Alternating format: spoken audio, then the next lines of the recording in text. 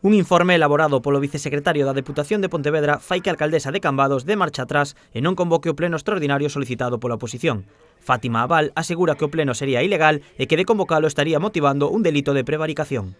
Me empezaron a chegar certa información de que ese pleno podería ser ilegal, posto que a función de un órgano como é o pleno ten como funcións precisamente controlar e fiscalizar ao grupo de goberno.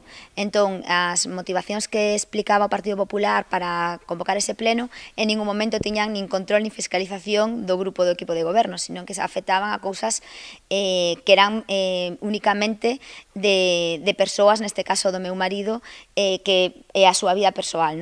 A rexedora socialista considera que estas acusacións contra o seu marido son vertidas polo PP, unha estrategia para facerlle dano e conseguir a alcaldía. Así que isto é unha proba máis de ata onde quere chegar algunha xente precisamente por un posto político, que é o posto da alcaldía, ata onde chegan a meterse coa súa vida persoal.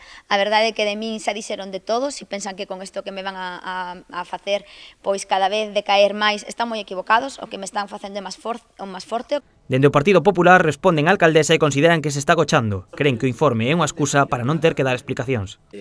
Claramente creo que se está agochando.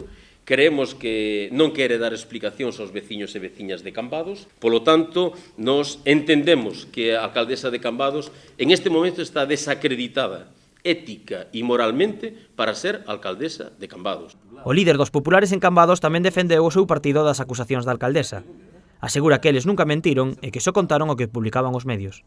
Ela, en canto salieron estas noticias nos medios de comunicación, desminteu todo, dixo que non era verdad e que era unha trama do Partido Popular política contra ela. Ela minte cando di que o que sale en estos periódicos é mentira.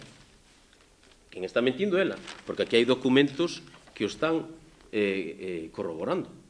Esta nova polémica prodúcese a só 3 meses das eleccións municipais.